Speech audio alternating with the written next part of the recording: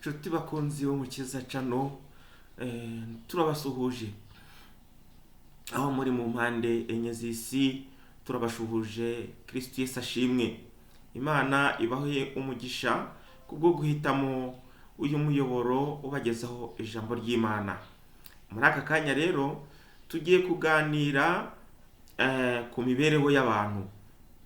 Imibereho y'abantu iratandukanye, hari abakire, hari abakene, hari abakiranutsi, hari abakora ibibi, hari abantu b'uburyo butandukanye, akenshi bitewe n'imirimo bakora.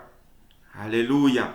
Rero muri aka kanya tudatinze tugiye gusoma ijambo ry'Imana dusanga mu gitabo cy'Imigani ibice byaho 20. Turasoma ku murongo waho wa 6. Haranditse ngo, abenshi mu bantu bakunda kwamamaza ineza yabo, ariko umunyamurava wamubona he? Nga benshi mu bantu, nubwo imibereho y'abantu igiye itandukanye, ariko hari imico yabo imwe n'imwe turi buvuge, cyane cyane uyu muco Bibiliya itubwiye ngo abenshi mu bantu bakunda kwamamaza ineza yabo, ngo ariko umunyamurava wamubona he? Rero mu by'ukuri ibi birashaka kutubwira iki?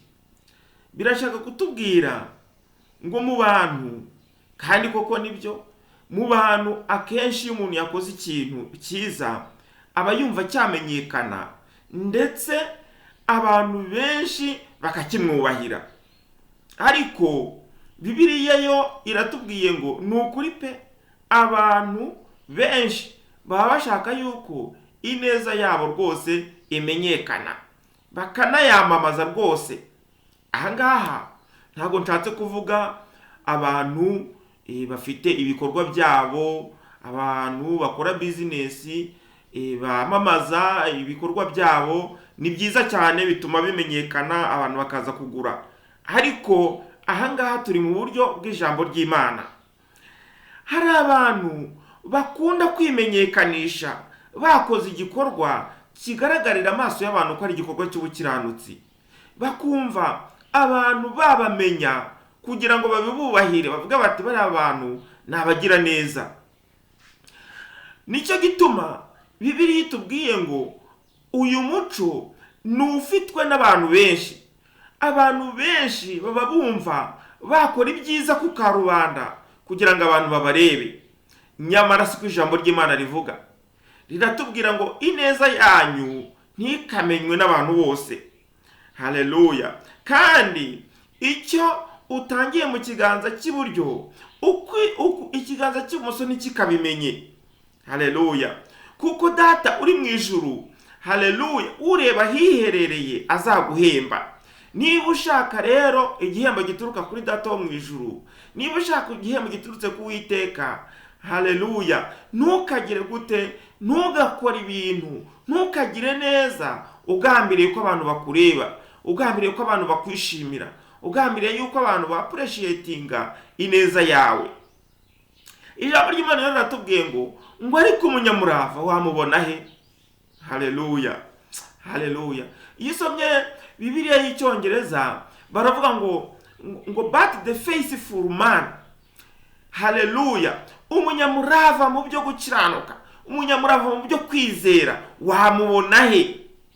Ku iteka ryose aba ari bize yihereranye n'Imana ye, iteka ryose aba ari bize, haleluya, ahamya Imana ye mu bikorwa, agirira neza abantu, kandi si ngombwa yuko yiyerekana. Imana idufashe cyane. Hari igihe kimwe nigeze kujya ahantu n'umuntu wakundaga kwamamaza cyane, yari umupasiteri yitwaga Prophet. Amazina nayo nyine bagenda biyita ni menshi. Nuko ari kuhamagara ngo nimuze musengere mu rutorero ryanjye, ngo rwose ngo njyewe indwara zirakira, ngo turasenga mbese ngo bigakomera. Noneho rero igihe kimwe nakoraga mu itangazamakuru, nza kumuvugisha, nakoraga mu itangazamakuru rya gospel, nza kumuvugisha, arambwira ati nawe niba ushaka guhinyuza uzahagere ureba ariko ukuntu imirimo n'ibitangaza bikoreka. Igihe kimwe nza kujyayo mu mibyizi, ngezeyo, ariko ntabwo namubwiye ko nahageze. Noneho aratangira arigisha, amaze kwigisha akajya akora arambura ibiganza ku bantu bakikubita hasi. Ndavuga ni binikira. Noneho igihe kigeze rero aza gutangaza itangazo, aravuga ati umuntu wumva yabwiriwe cyangwa yaburaye cyangwa se adafite ibyiringiro byo kuza kurya iri joro, naze hano imbere, hanyuma Imana imukorera igitangaza.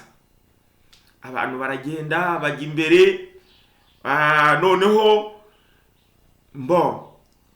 bakajya babaha amafaranga, bakabahereza amafaranga mbese kugira ngo baze kubona icyo kurya, ariko kamera ibariho, bagize gute, bari kubafotora, bari kubakamera.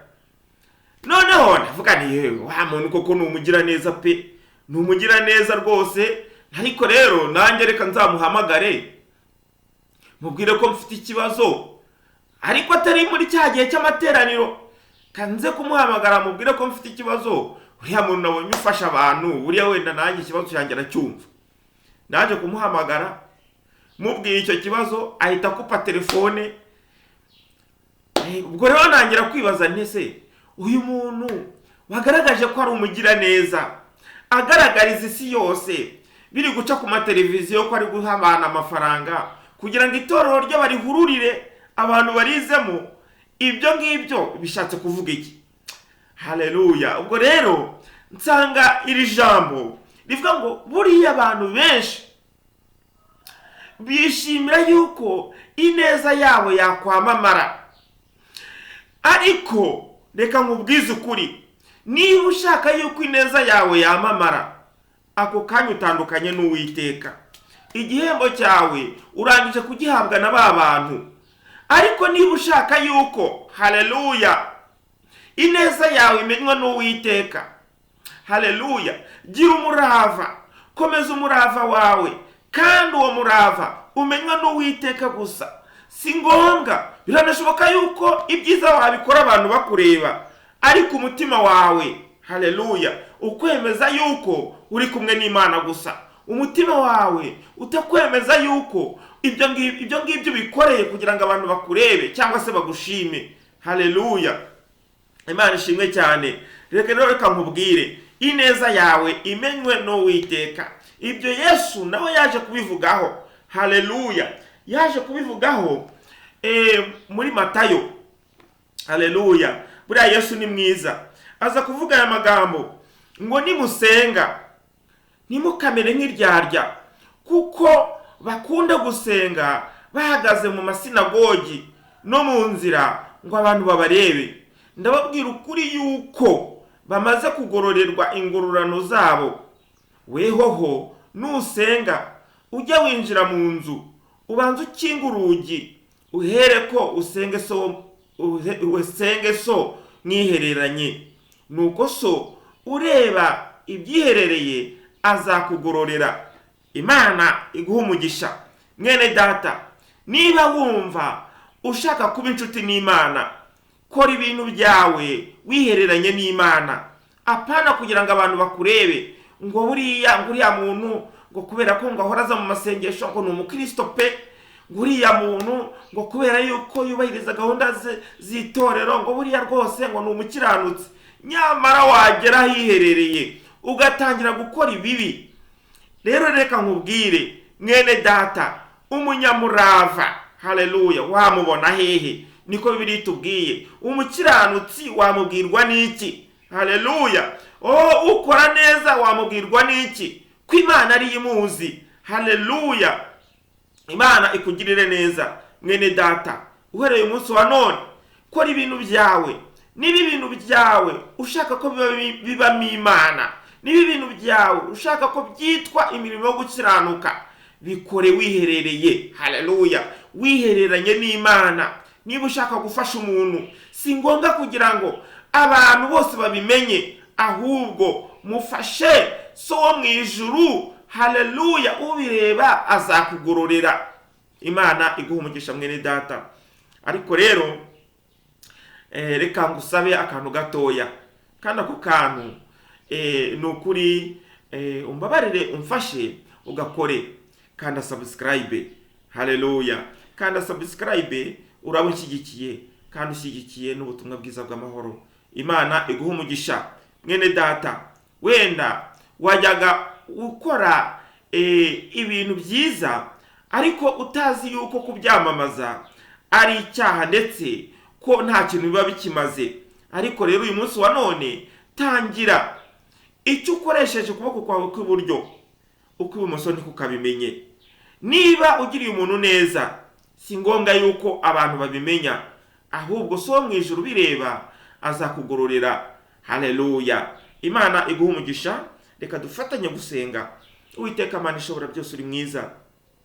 Ngushimiye neza yawe n'ubuntu ugira.